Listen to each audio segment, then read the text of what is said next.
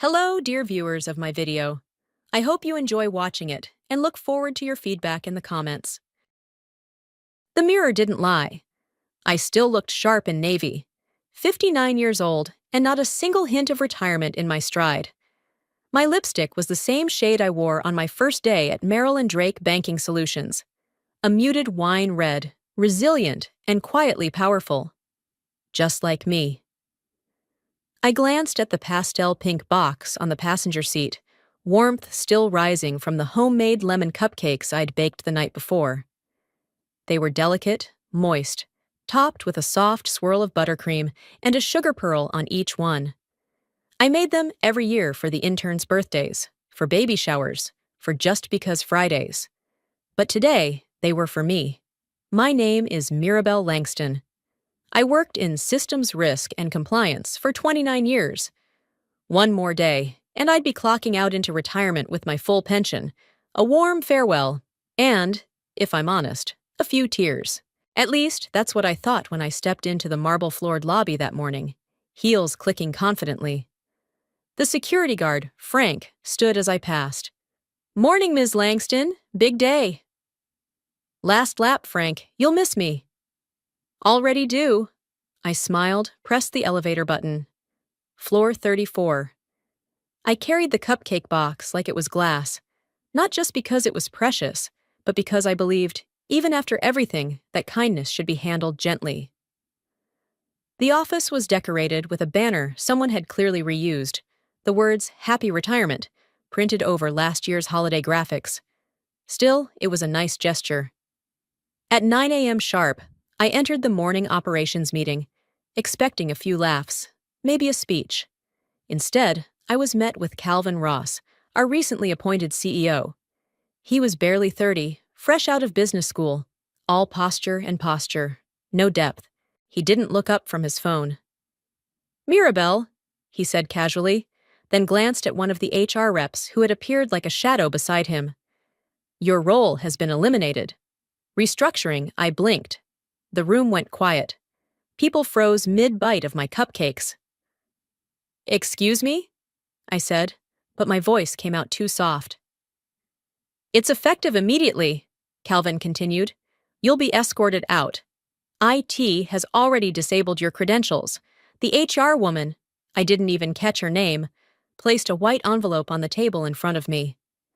"We appreciate your service," she said, her voice low and rehearsed. "You'll receive a severance package. Minimal, of course, as your termination precedes pension eligibility." It hit me like a slow-moving freight train. This wasn't oversight. It was precision. A day before retirement. Just one. "You just didn't want to pay out a $1.3 million pension?" I said, but it wasn't a question. It was the answer. Calvin finally looked at me. "This isn't personal."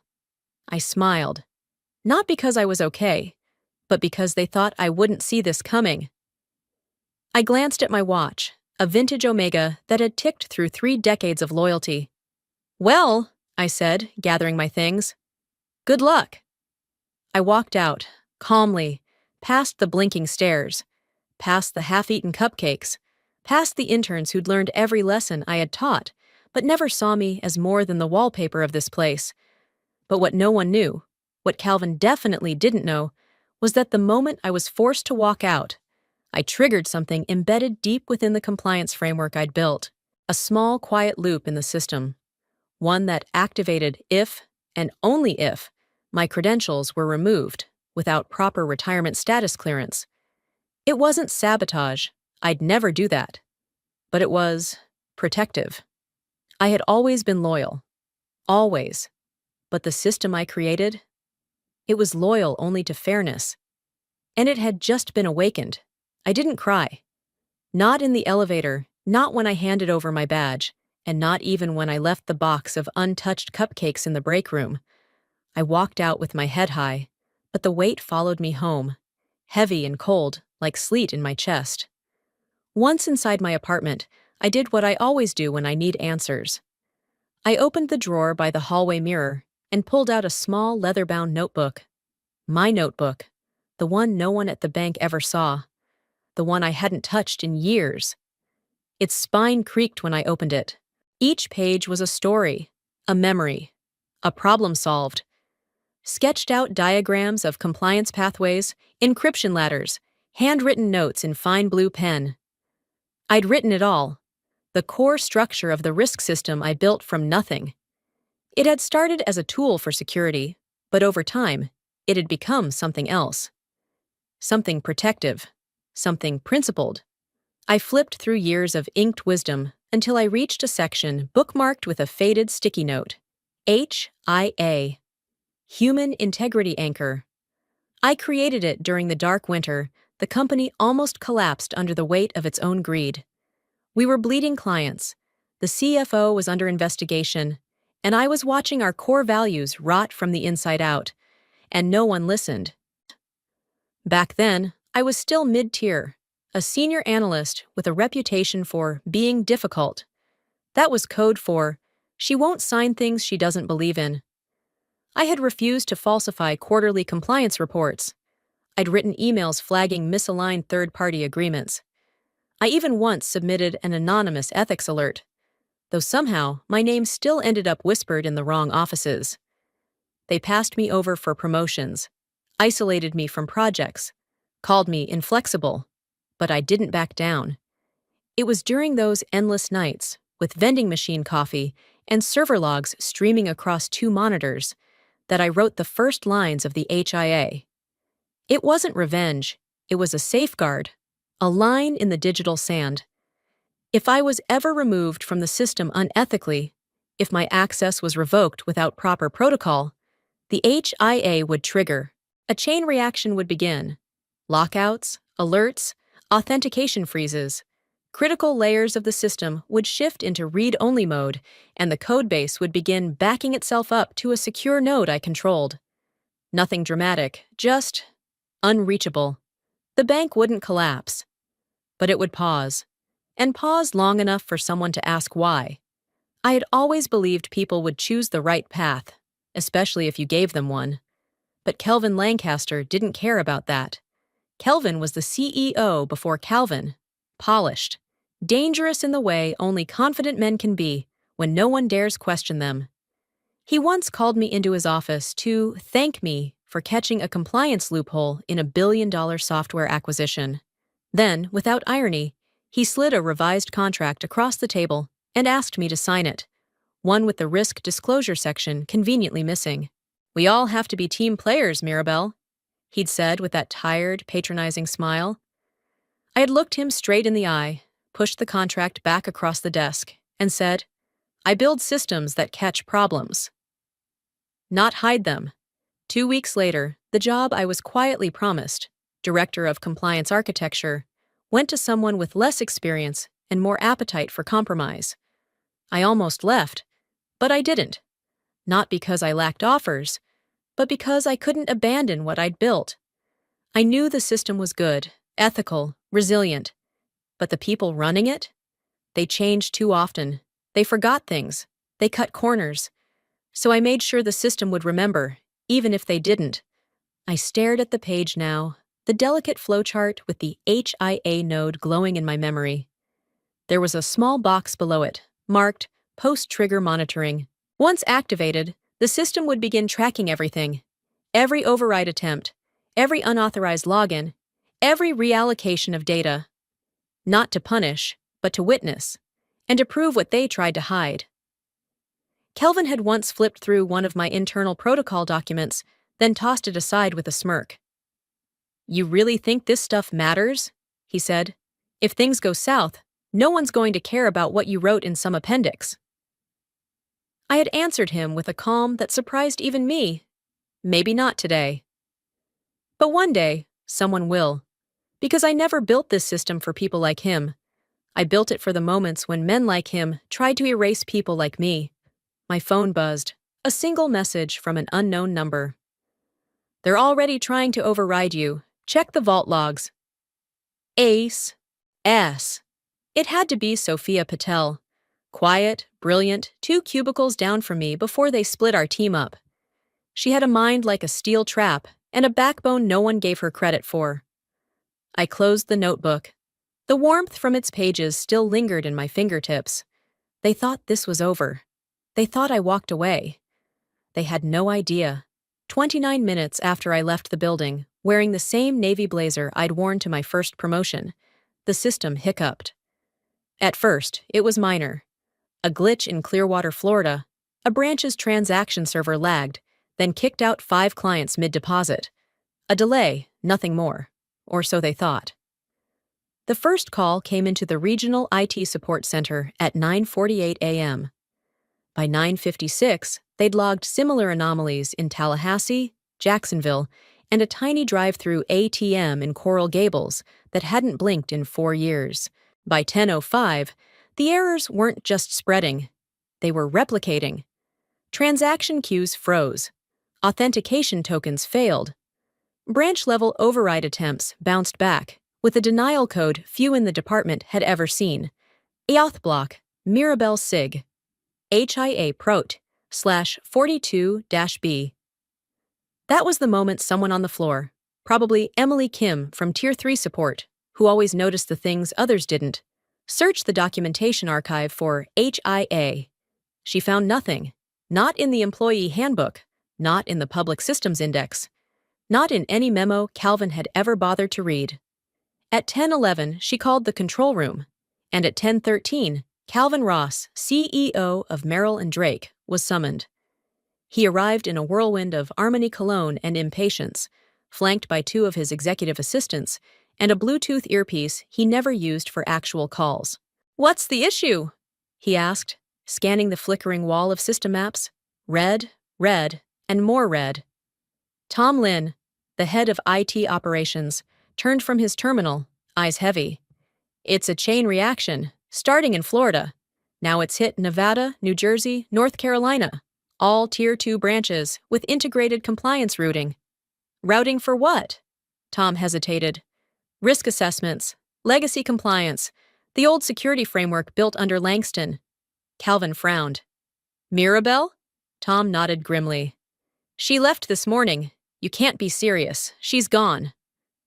"She is," Tom replied, "but her code isn't." Calvin stepped closer to the screen. "What the hell is HIA? We were hoping you could tell us." Emily's voice chimed in, uncertain but clear.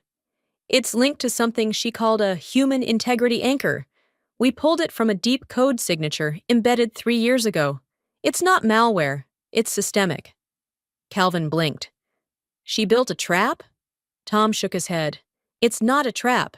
It's a safeguard, and it only activates if she's removed from the system unethically." "And you're saying we triggered it?" Tom didn't answer. Calvin's jaw flexed. "Disable it. We can't." "Why not?"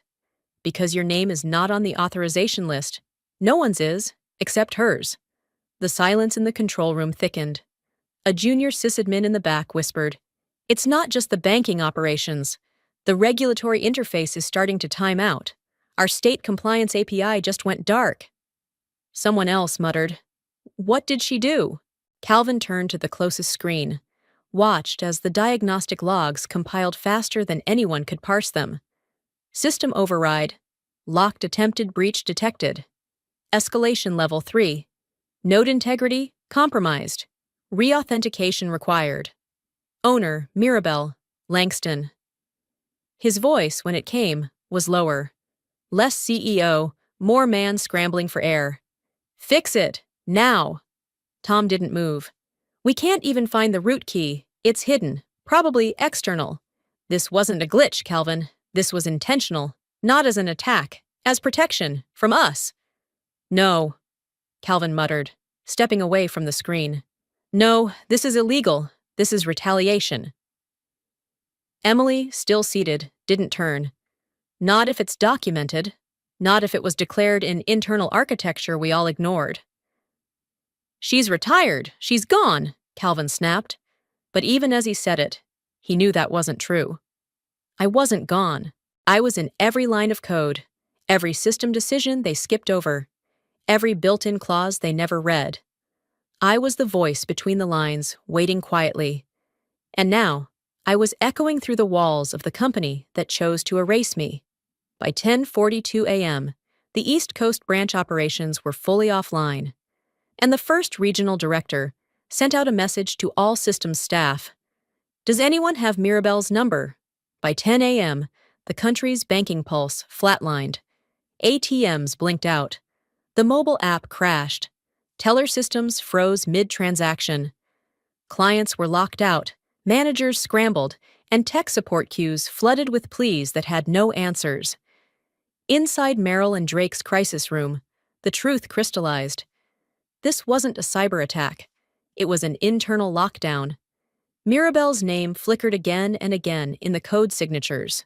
Her protocol, her keys, her architecture. The only person who could reverse it was the woman they had fired just 2 hours ago. Calvin Ross, still rattled, snapped out a directive. Get her on the phone, reinstate her, offer, whatever it takes. HR hesitated. With respect, said Eleanor from legal. Per protocol, we can't legally initiate direct contact with a terminated employee. That status is official. Calvin slammed his fist on the table. Then unterminate her. But it wasn't that simple. The system they dismissed her from had now turned the entire company into its hostage, not by force, but by design. At 11:30 a.m., after a scramble of paperwork and executive approvals, Mirabelle received a formal offer. Reinstatement, new title, double compensation, immediate executive privileges, and a phone call from Calvin himself. His voice, usually brisk and booming, now trembled with urgency. Mirabelle, we need you. You've proven your point. Sign the contract. Come back. Restore the system. I listened. Quietly. Then I said, You misunderstand. This isn't personal. HIA isn't a switch I control. It's a protocol bound to integrity triggers. It can only be disabled while I'm still an employee. But we're reinstating. At 8:32 this morning, that window closed. The system did exactly what it was built to do. The instructions were in the documentation, Calvin. All of it. You just never read them. The silence on his end was thick. Embarrassed. Afraid. I softened my voice, just enough to be clear. This isn't revenge. Pause. It's architecture. Then I hung up. By noon, the headlines had already begun. Nationwide outage cripples, Merrill and Drake systems, ATM meltdown, customers locked out of funds. Kit. Tech glitch or ethical bomb? Inside the skyscraper I once called home, the crisis room had become a bunker. The IT department, exhausted and overwhelmed, finally admitted the truth.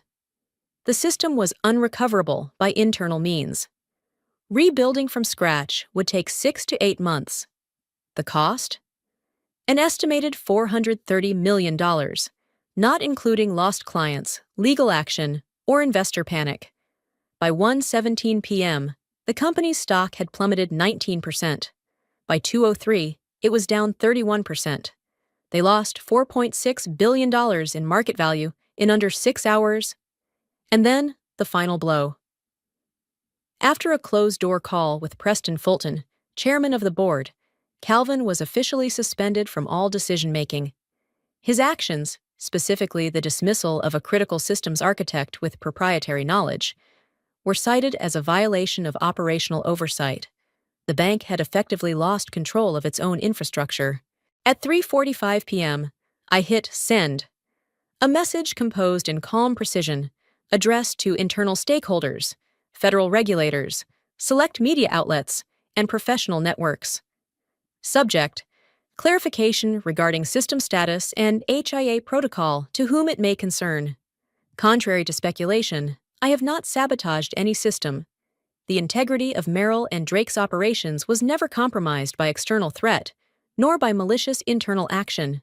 Years ago, during a period of executive instability, I authored and implemented a protocol called HIA, Human Integrity Anchor. It was designed to protect the bank's infrastructure in the event that ethical oversight was bypassed or ignored. This protocol only activates under one condition: if the system's architect is removed under false or unethical pretenses. It is not a weapon. It is a safeguard. Enclosed with this message is a copy of a warning I formally submitted to the Board of Directors in March 2015, clearly explaining the existence and function of HIA, as well as recommendations for handling it appropriately. No one responded then. I write today not to demand anything, but to make something plain. We who build systems do not do so lightly. We embed our integrity in the very code you overlook. What happened today was not an act of revenge.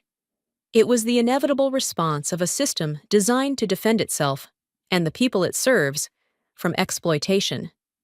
Sincerely, Mirabelle Langston, former systems risk architect, Merrill and Drake Banking Solutions.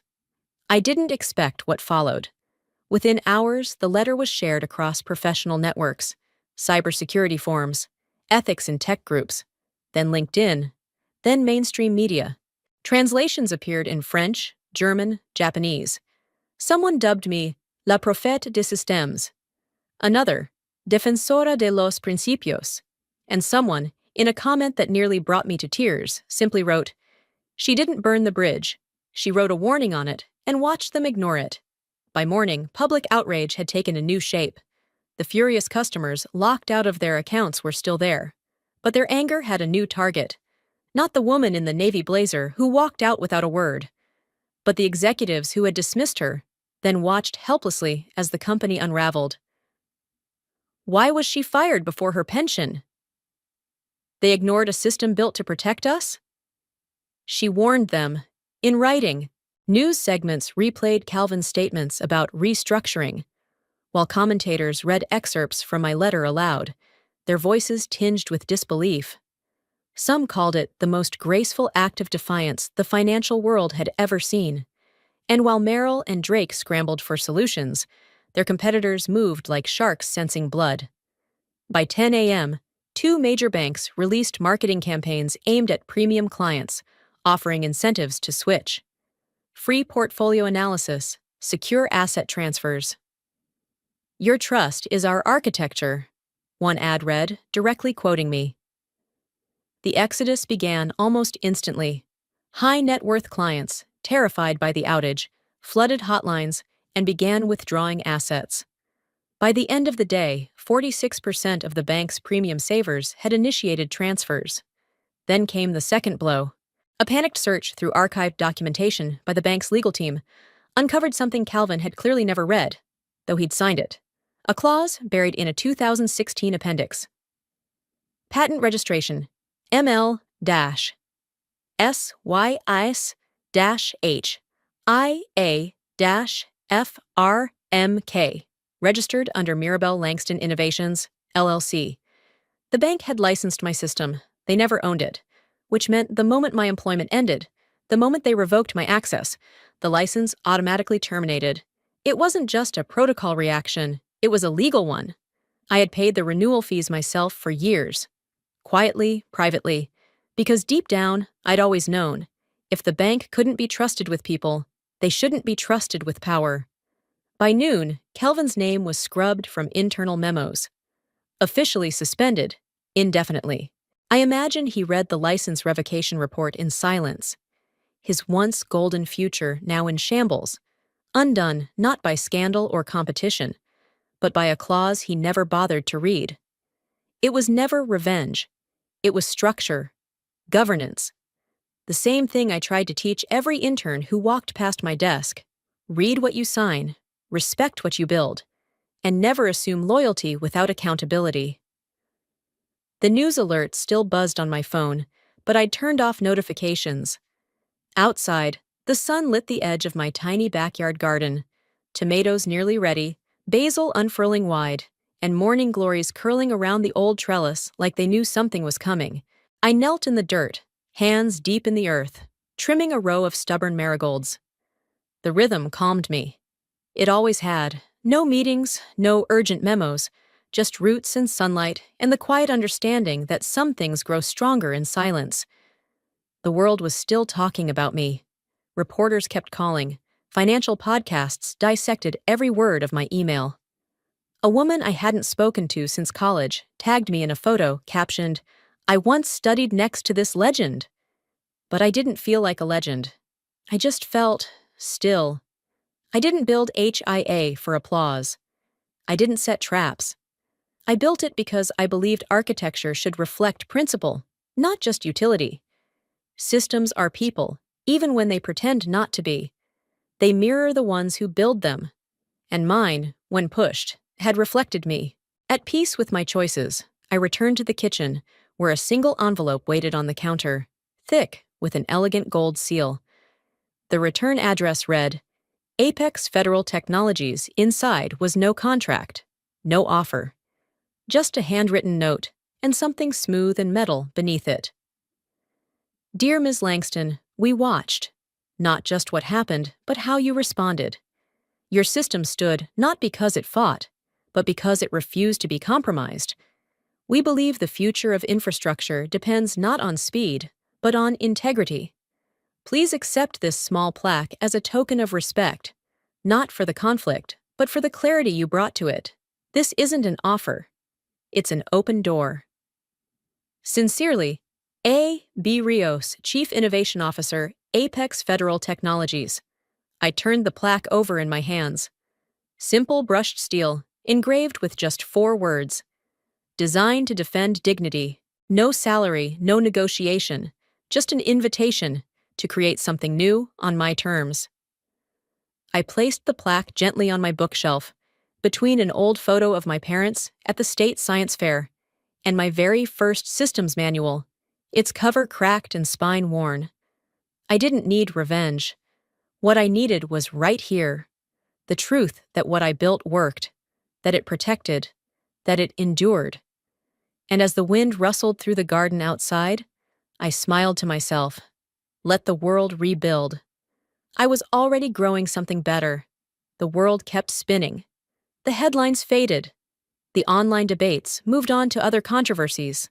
Louder ones, a scandal at a tech startup, a billionaire's fall from grace, another corporate cover-up. People moved on. And I let them. I spent most mornings in the garden now. My hands had learned to read the soil again. Not for efficiency, not for profit, but for patience. You could learn a lot about a thing by what it needed when it struggled. Plants, systems, people. I still thought about what happened, not with bitterness, but with curiosity. Like looking at the rings of a tree stump. Each one told a story. Mine wasn't about revenge. It never was. Revenge requires fire. But I never burned anything. I wrote a structure, a set of lines and checks, a safeguard. And at the center of it all wasn't rage. It was something much older, much quieter. Respect.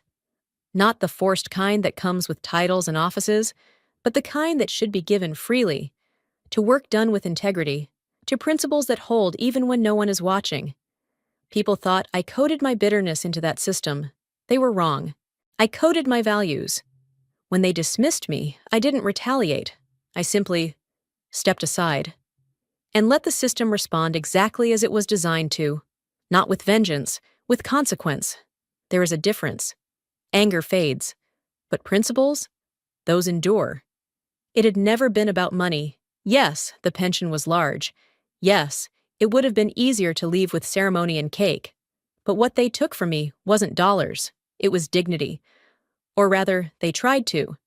And the system reminded them they never had the right to. I remember sitting on my porch one afternoon, sipping chamomile tea, watching the breeze ripple through the lilacs, when I realized something. They hadn't just underestimated me. They had underestimated what I built. Calvin thought systems were tools, things to bend, override, exploit. But he never understood that good architecture doesn't just execute commands. It remembers, it protects. It outlives its creator, not as a monument, but as a guardian. When I created HIA, I wasn't thinking of myself. I was thinking of whoever came next. The young analyst pressured to sign a document they didn't believe in. The junior developer afraid to speak up in the boardroom. The quiet woman in compliance who watched numbers twist and ethics vanish. I built it for them. To tell them someone came before you who believed in doing things the right way, even when it wasn't easy. Especially then. The plaque from Apex Federal still sat on my bookshelf. I hadn't responded to their letter, not because I wasn't interested, but because I was still deciding what kind of future I wanted to build. Not a bigger company, not a louder brand, just something honest. If I built again, it would be from the ground up. No shortcuts, no yes men, no flashy leadership, just a foundation strong enough to carry weight and withstand pressure without crumbling. Because that, I realized, was true power. Not volume, not visibility, but structure. The kind no one sees until everything else collapses, and it's still standing. I didn't need the spotlight.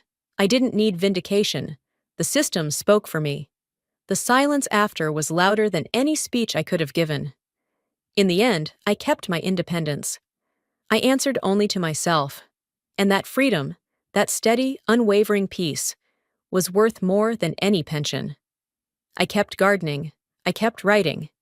Some nights, I opened a new notebook. Blank pages, fresh ink. A new idea forming. Not a replica of what I'd built before, but something simpler, cleaner, maybe even more radical in its clarity. I didn't know yet what it would become, but I knew how it would begin. With integrity. The story didn't end in scandal. It didn't need to.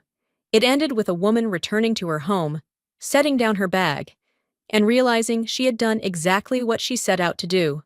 Not loudly, not for applause, but with purpose. And if anyone ever asked what true power looks like, I'd point them here, to the roots beneath the system, to the woman who refused to bend, to the quiet, indomitable foundation. And I'd say, it looks like this. The world had moved on. That's what people said anyway. A new scandal had gripped social media. A massive breach in another tech giant stole the spotlight. Analysts shifted their focus. Market waves rolled in new directions. Calvin's name was quietly scrubbed from most of Marilyn Drake's public documentation, replaced by vague language and phrases like, under temporary leadership transition. But I didn't care. My garden was blooming. Tomatoes swelled like red lanterns on their stems. The basil was bold, almost perfumed, growing faster than I could cook with it. Morning glories wound their way around the fence, dancing like tiny violins strumming in the wind. I stood outside most mornings, barefoot in the dew. The ground was cool and honest, and for the first time in years, I wasn't rushing to a screen, to an alert, to a crisis dressed as a meeting. I wasn't tracking performance reports. I wasn't editing audit schedules. I wasn't calculating how to say no to unethical requests in a way that wouldn't get me labeled difficult. I was just me. Mirabelle Langston, retired, unshaken, at peace. The irony wasn't lost on me. My retirement gift hadn't been a plaque or a party. It had been a global headline, a bank frozen in place, a system that said no for me because they never let me say it myself. And the best part? I hadn't raised my voice. I hadn't stormed any offices or filed lawsuits. I hadn't even answered half the media calls that came afterward. What I had done, quietly, years ago, was design something that told the truth, even if no one read it. They thought I'd coded rage into the system, that I'd built a weapon, hid a landmine, written a line of petty vengeance into the back end. But they didn't understand. I had never been angry. I had been careful. They had assumed that the system mirrored them, manipulative, reactive, transactional. But it mirrored me. And I don't retaliate. I protect. Because at the end of the day, all systems are about people. That's what they always forget. The real risk isn't in the code, it's in who controls it. And if you build something powerful, you must ask yourself, who are you giving that power to? That's what I tried to do. HIA wasn't born from emotion. It was born from exhaustion. The exhaustion of watching line after line of data twisted, suppressed, silenced. Watching good people get edged out, while the wrong people rose through shadows and shortcuts. And still, I didn't act out. I documented. I submitted everything. Every line of code I installed was approved. Every protocol I created was logged. The 2015 letter I attached to my public statement wasn't a secret. It had gone to all 7 members of the board. I had even printed a copy and hand-delivered it. I remember the boardroom that day. Long, cold, the air too still. Kelvin Lancaster had glanced at it, smirked, and said, "That's a lot of lines for a system that'll never be tested." That day, I realized something important. They didn't believe it would ever matter, and that's why it had to. I didn't regret staying at Merrill and Drake for 29 years. People often asked me that afterward, how I could give so much to a company that tried to erase me the moment I was inconvenient. But I didn't stay for them. I stayed for the work, for the interns I mentored, for the infrastructure that deserved better than opportunists. I stayed for the system itself, not as a tool, but as a truth teller. And when the day came that they thought they could delete me, the truth stood up in my place. That's power. Not the kind that dominates, the kind that outlasts. A few days after the crisis settled, after regulators intervened and emergency funds were deployed, a courier arrived at my door. It was a simple box. No branding, no fuss. Inside was a small metal plaque and a card written in graceful handwriting. "She who codes for clarity cannot be erased. We hope one day to build with you. Apex Federal Technologies." The plaque was brushed steel, heavy in the hand. 4 words engraved in sharp serif font. Designed to defend dignity. It wasn't a job offer. It wasn't bait. It was a door. And I didn't walk through it. Not yet. Because first, I had to remember who I was without the weight of survival. I needed to know if I still loved architecture when I wasn't forced to build it defensively. Could I create without fear? Could I design without armor? It took time. I let the phone calls roll to voicemail.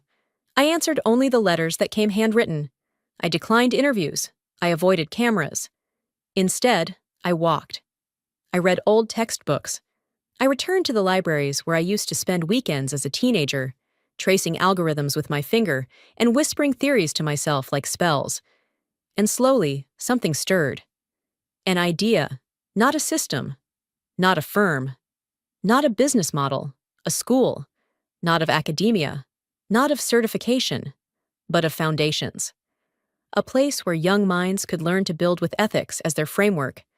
A place where code wasn't taught as commands, but as responsibility. Where system architecture started not with function, but with intention. I didn't want protégés. I wanted protectors. I wanted to raise architects who'd never be asked to compromise their principles in order to keep their jobs, because they'd know how to design systems that protected themselves. They'd know better because someone taught them, and maybe, one day, they'd teach someone else. The last file I opened before leaving the corporate world sat quietly on an encrypted drive. Inside, it read, Name, Mirabelle Langston. Designation, Systems Risk Architect Exit Status. Manual Override, Triggered Licensing. Revoked Protocol, Secure Ethics Lockdown. Code Integrity, Uncompromised Remarks. Final Act, Stability Maintained. I added one final line, Legacy, Held. Then I closed the drive. Permanently. That evening, I walked through my garden as the sun set. The tomatoes hung heavy, the marigolds hummed with bees. The wind brushed my skin like an old friend, reminding me, I didn't just survive, I built something that stood. And as I stepped back into my home, I knew the truth with a clarity sharper than any resignation letter, any speech, any televised apology they might ever give. Power isn't in noise, it's in the foundations, in the things you build with care, with silence, with principle, not for applause, but because you know they're right.